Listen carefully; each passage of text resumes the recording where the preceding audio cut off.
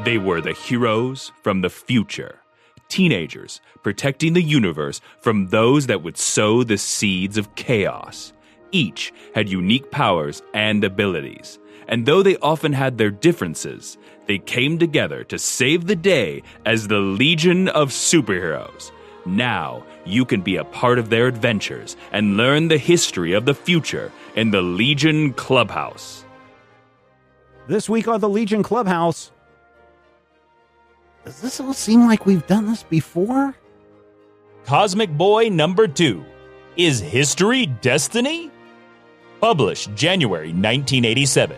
Written by Paul Levitz with art by Keith Giffen and Ernie Colón. Synopsis. Will a conspiracy destroy the Legion centuries before it ever forms? We're returning to the world of the past as Cosmic Boy and Night Girl attempt to figure out what the heck is going on. Why is history changing? And could they be changing history by being 40 there? years ago, 1,000 years in the future of the time that was now. I got a question for you, Matthew. Yes, sir. How often do you think about the Roman Empire? See, I don't know what that means. People keep asking me that, like it's supposed to mean something. No, it's supposed to be some kind of, I don't know. My understanding is it's a dude bro thing where dude bros constantly think about the Roman Empire and how the Romans lived and how they acted. And if you think about the Roman Empire and you mimic what the Romans used to do, you'll be an alpha male just like that. I say it in this context because Rock's obsession with the 20th century borders on the same fascination that people have with the Roman Empire. Like, I have studied everything about 1986 before we came, and none of this is the same. How could this be? Well, I mean, the year 1024, let's see, what would have happened in the second millennium? I don't know. Probably somebody got assassinated. I would think that there would be more. Think about this. Rock's interest in the year 1986 is the equivalent of us thinking about the year 1024, or in the year that this issue takes place, 1986, it would be the equivalent of thinking and studying only about the year 986. Right. Who does that? Nobody. There are historians who do that. And the thing about Rock's obsession is that his obsession with the past specifically it has been kind of codified around, I don't want to say the age of marvels because that's what they say at the distinguished competition, but about the age of heroes, Superman and his ilk. Part of the reason at this point we've established that the Legion ever came back in time to find Superman was because Rock was like, oh man, this great hero Superman. And R.J. Brand was like, big damn turf to go. You should go and Shrek him. You should I don't think R.J. Brand was like, go and make fun of him. I think these were kids being snotty little kids. Right. But that, I mean, Rock's obsession is textually part of the reason that we have a Legion that went back in time to meet Superboy. So I can see it. I feel like Rock is kind of that weird, nerdly kid, especially at this point in his development where he doesn't have really a life. He was a kid at home. So he was home with the Krins, Paul and Ewa, and then he became a Legionnaire. Yeah. And then he was a Legionnaire. He just sat and he thought about the past. Then his mom died. And it's like, oh, crap, am I an adult now? I have to figure out who I am in the context of the Legion. And this is a kid who was maybe 14 years old, left home to find a job, ended up being a cop for, well, let's say 10 years, however long it is. Now that he's not going to be a super cop anymore, he's like, what am I interested in? And his only interest is the Roman Empire. I guess. I definitely can see it. At this point, especially, he does feel like the only Legionnaire who's obsessed with the past. Yeah, he probably spends his night painting miniatures, too. Yeah, I mean, I'm sure he's got in his basement, he's got like a board set up with the equivalent of Axis and Allies. I don't know, let's call it I'm sure. Dominators. He's probably a big Denzel Washington. Warhammer 40K fan. Yeah, but it's the future, so it's Warhammer 400K. And, he's now come back and he's got a chance to look at the world, and he's to like, solve a mystery, which makes me wonder, who's the better mystery couple? Is it Elongated Man and Sue Dibney, or Rock and Lyta? Rock. Well, I say Lyta because Lyta is, the Fury from the Infinity Incorporated. But either way, I feel like Rock and Lyta are not really a mystery couple, because throughout this issue, they're certainly trying to make fetch happen here. Yeah, but they're a different kind of couple. Like Ralph and Sue kind of work together and mesh, and they go undercover, and they're sneaky, and they're like, they do that whole Thin Man riff. Rock is like, we have to find a way to do this. And Lyta storms out, buys them a plane ticket to Houston, flies them to Houston. And when anything needs punching, Lyta punches it. And Rock is like, how can I get through this door? And Lyta is like, kapow. So I kind of, I like them as the thinker and the big thug person, or like the muscle person, which is kind of neat. But I feel like Ralph and Sue still take the cake, because she actually screams at him, I've heard enough. You stay here. Don't think about anything. Don't worry about anything. And then she comes back and she's like, I bought us plane tickets. And I looked this up, by the way. These plane tickets, so from Miami to Houston in 1987, would cost you about $450. So this was after deregulation. Per person? Per person. Per seat. And that's one way. So I want to know, where did Lyta get $1,000? Where did Lyta get $1,000? Yeah, so see, what she did was she went back 200 years from the time they arrived and deposited a penny in the bank, so that by the time they get to 1986, they had tens of thousands of dollars due to this thing called compound interest that they could use to... Is that anything like compound butter? No, it's very different. So anyway, they're in Houston. With sage. They're in Houston because they're trying to figure out, was the satellite damaged? Was the nuclear reactor damaged? They break into Nassau, and they meet a guy in a green suit and red hair who just so happens to not be the Green Goblin, which is a surprise, even though he's got the same wavy hair as both Harry and Norman Osborn. And I will say that this is just the slowest moving plot that you're ever going to find in a Legion of Superheroes comic book.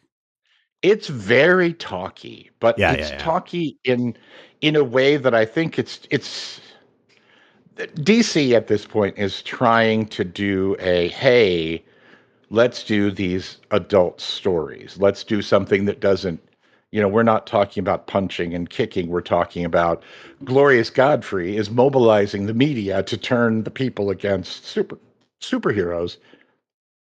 And I feel like they're trying, I got to give them credit for trying, but it does slow down. And by the way, that Norman Osborn hairstyle that he has here, Steve Ditko did not talk a lot to people. But one thing that Steve Ditko did when he was drawing is he would do specific things that would recur. And that hairstyle is Steve Ditko kind of visually characterizing a character as Ashkenazi Jewish. Yeah.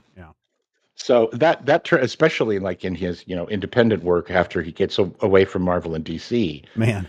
So when we do find out that Dr. Jason, has the last wait until Rock finds out when he gets home that, wait, I'm Jewish? Hey, Jim, you and I got something in common. Yeah. Dr. Krinsky. Yeah. Jason Krinsky. No, I mean, that's not bad. I mean, it's like they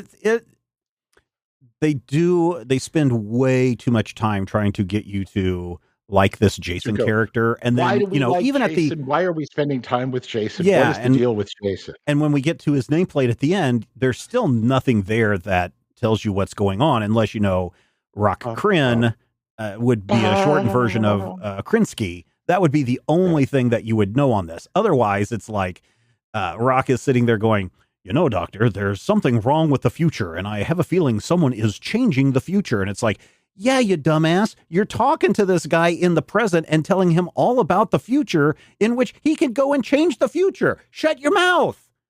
That's one thing if you ever travel into the past is don't tell people about the future. Don't tell them that you're a time traveler. Don't tell them that you're coming from anywhere else because you're going to screw up the time stream. And what's going to happen, because Mr. Krinsky here is he works for the government. He should have locked both of these two up in a very deep, dark hole and pumped them for future information so that the government could use it to take over the world, especially in 1980s with all the Russians running around.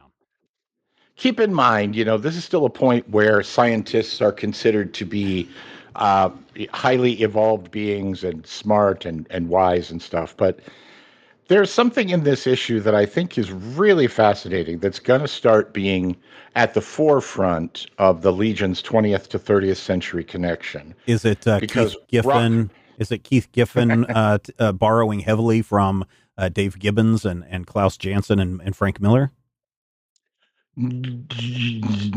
Yeah, but no. I'm talking about the point. This book is just full of 9 and 12 panel pages, which I think causes this issue to slow down. Also going back to the talkie stuff, but it really causes this issue to slow down. Yeah. Anyway, back to your thing. Giffen does eventually become very fascinated with the 9-panel grid, but there's a point in this issue where they've had references in the past to, why do all these people from other planets look just like the people from Earth? Mm-hmm. He says to Lena, don't both of us come from planets that were seeded in the Great Migration? And I'm like, the what, the who now? They're like explicitly saying... Let's talk about Tyrok's Great Migration. But they're explicitly saying that worlds like Starr and Wait a minute. That even makes Tyrok an even worse character because if all the white people left Earth to go explore someone else and they left the black people behind to do their own thing, that makes it even worse. That makes it even worse. Well, as Dr. Krinsky says in this issue, a wee bit of paranoia may be in order, me boys. Yeah.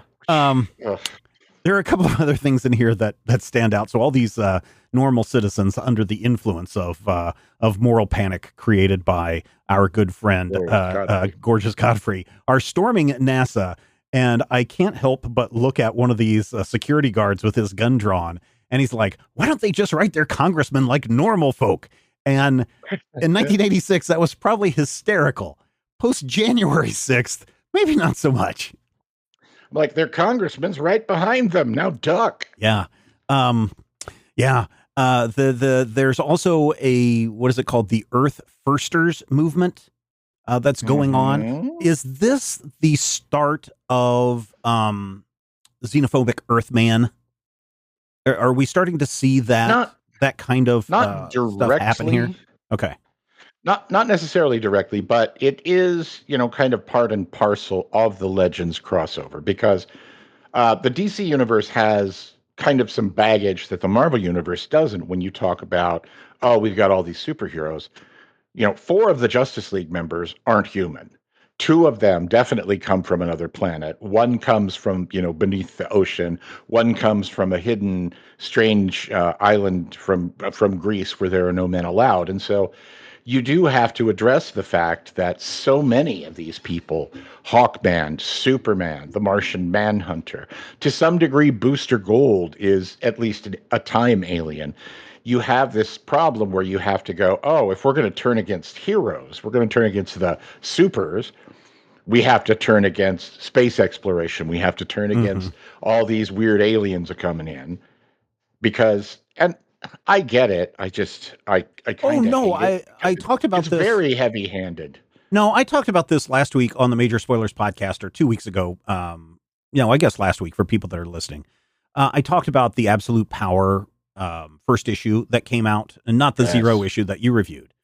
But there's a moment in that issue where I was like, I get this. I get why Amanda Waller, and I get why people would be freaked out by people with superpowers. And I get why the X-Men work where people are afraid of people with mutant powers because you don't know who they are. You don't know what they can do. There could be good guys, yes, but there could also be a lot of bad guys doing bad things. And I can see that xenophobia rising there. And then with the conversation we had in the last episode about Godfrey doing what he's doing, I can really see how easy, if aliens landed today, I don't think it would be Close Encounters of the Third Kind. Let's do some hand jive and send some Earthlings off with you on a great junket.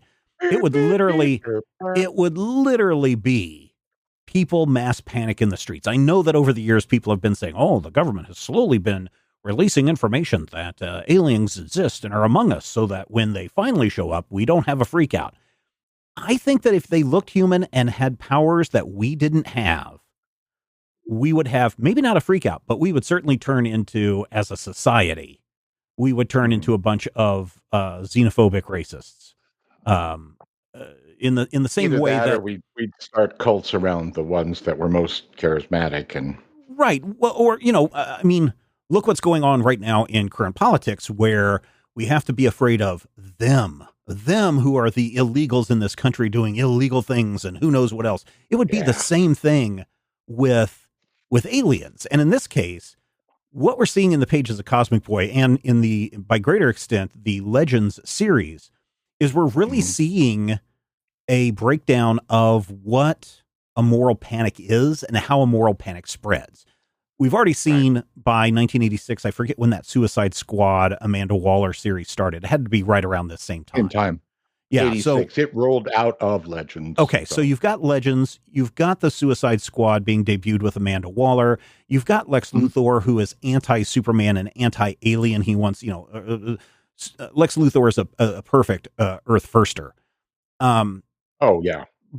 But you have all of this stuff happening where people are like, we should probably be concerned about these aliens that are among us. And then you use the media in the second stage that play up on all of these fears. Then you have organizations like the Earth First movement that are like, no, us. And then, of course, it all blows up into we must outlaw superheroes. So this is classic right here in the pages of Cosmic Boy and in Legends is classic moral panic just played out almost to a T. In how that process works. So I did find that very fascinating. And I also understand how we as humans would probably have the same reaction if there were people with powers among us and we didn't know who they were, if they weren't registered, if they weren't, if we didn't know how to counter their powers, how these things would happen. And I see that. It makes me scared that would really happen as opposed to welcome, brothers.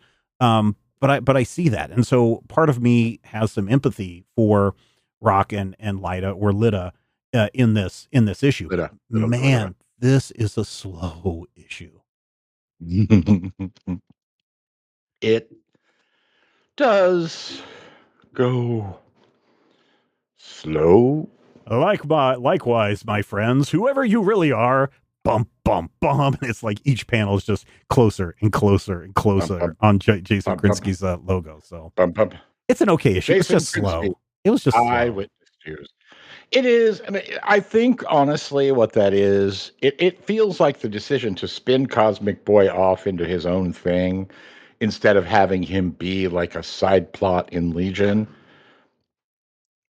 kind of created some pacing issues with this, because this doesn't feel, I read it all, it doesn't necessarily feel like 4 issues worth of stuff. It feels like this is an attempt to get the Legion, which is a very popular property, more tied in to the modern DC universe. Yeah.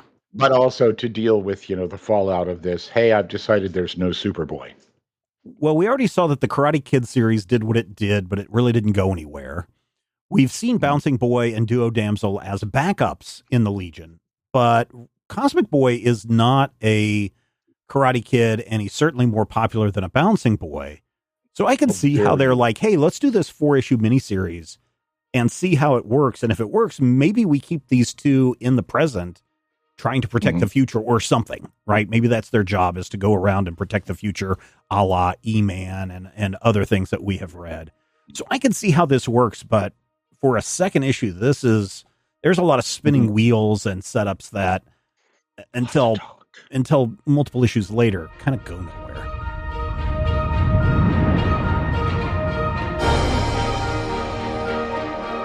If you enjoy the show, we would appreciate your support. You can find out more and become a Legion Clubhouse member at patreon.com/majorspoilers.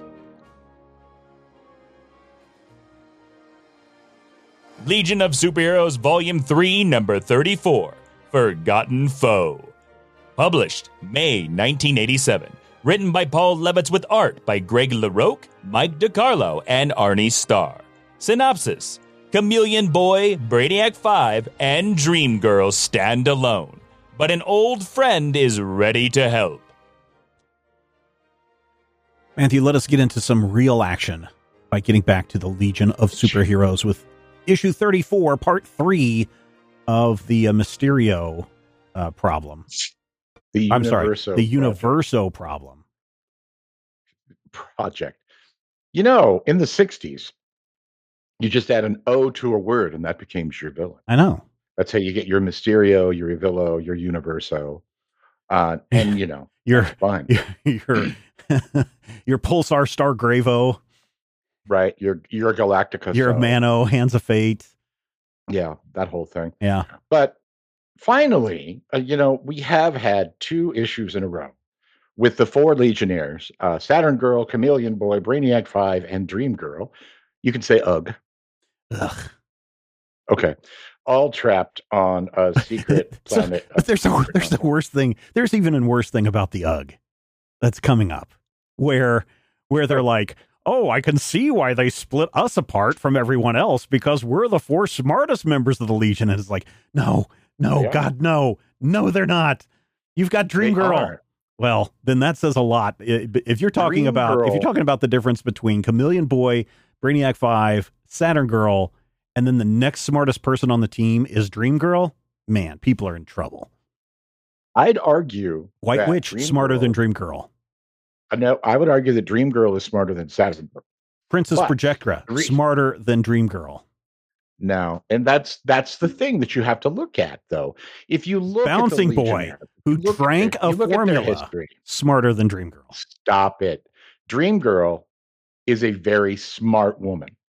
And we saw that when she got herself elected leader. Now, her smarts are more emotionally driven. What is it? I don't know if they even still use the EQ versus IQ argument. But Dream Girl is very good at communicating and flirting and talking and getting herself in and out of situations. Got the riz. And she's got the riz. You yourself have said her powers are useless. Yep. But she's been leader. She's been deputy leader. She's been a key part of this team since 1968. You can have the riz and still be dumb. But she's not dumb. She's just obfuscating stupidity. She is pretending to be this, oops, I broke a nail. Oh, look at me, tee-hee, I'm a goofy little girl. And then when it comes right down to it, when she has to, she can make the hard decisions. She can analyze things in a way that even a Wildfire or a Mon-El, who've been multiple time leaders, cannot. Hey, listen, Wildfire this is a message to the editorial department of 1986. You can't have your women coming across as dumb bimbos because that does not send a proper message to women. Stop it. She's a very smart bimbo.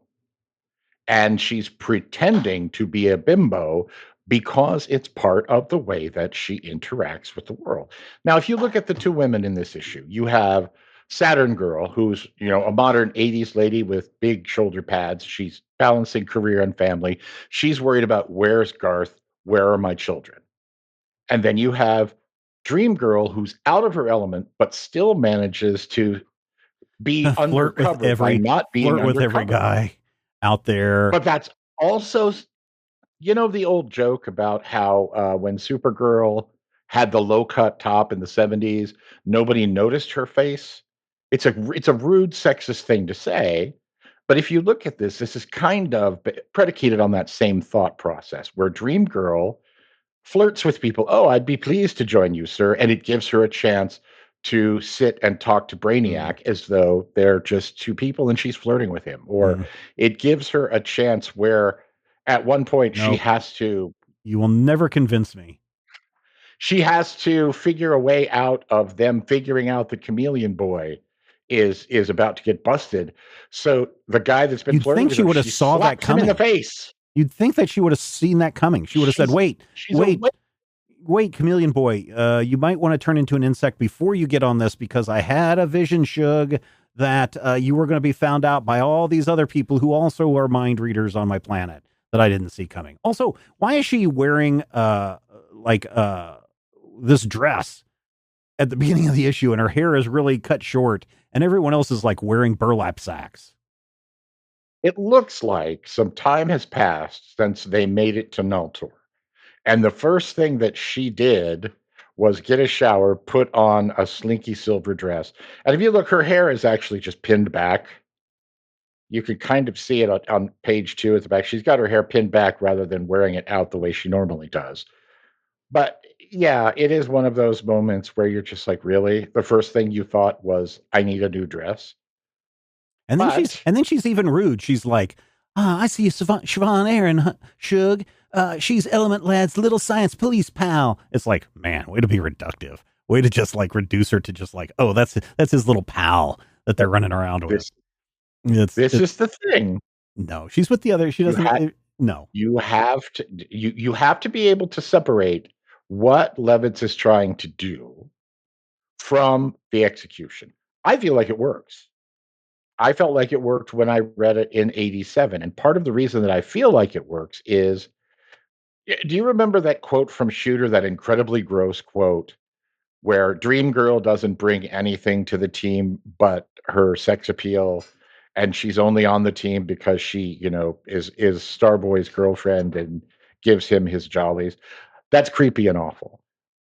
But it also fits with that characterization that she's had throughout the 70s.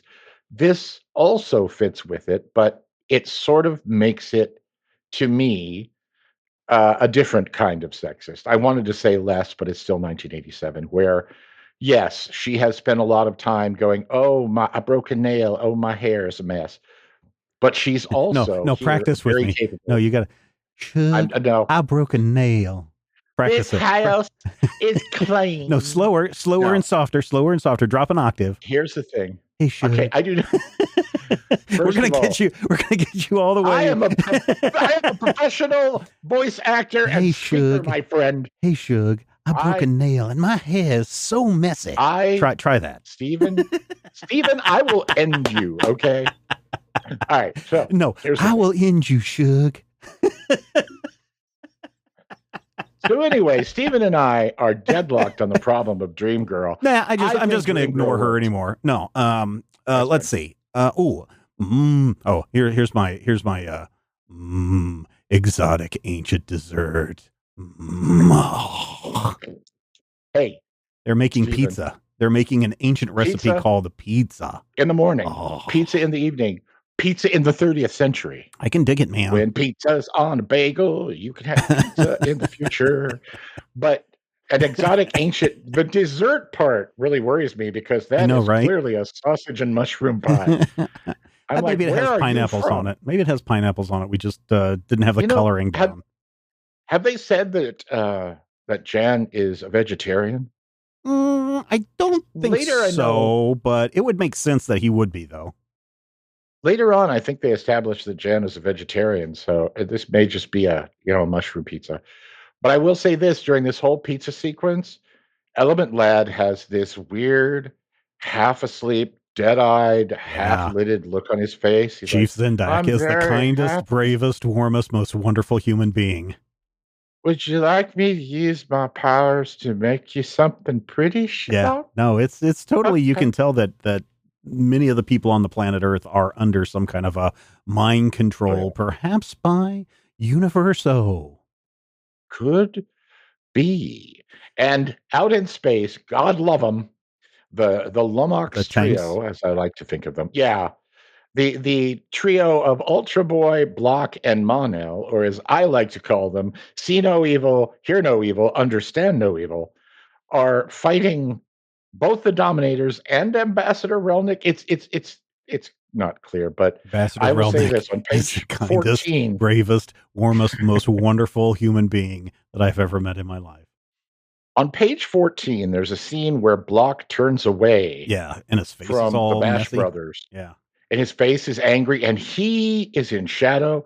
He has never looked when he was a villain, he did not look that disturbingly villainous. I'm just like, dang, that is a scary, scary block. You think? And then, of course, we get, the Bash brothers doing their Bash thing. I don't know. So again, there's a timeline issue thing where it's been weeks, maybe months for our heroes trying to make it back to Earth. It's only been a few hours for the people that are on Earth, and then it's been maybe minutes for the people out in Dominator space. So at some point, faster than light, all of this has to come together. Yes, it's time dilation. That's exactly what it is. Time dilation, yeah. So, our heroes get to Earth, and they all suddenly realize, wait a minute, this all seems very familiar. Do you remember a comic book series that DC put out back in the 80s called Legends, where all the heroes were turned into villains? And then people are like, oh, Universo, right.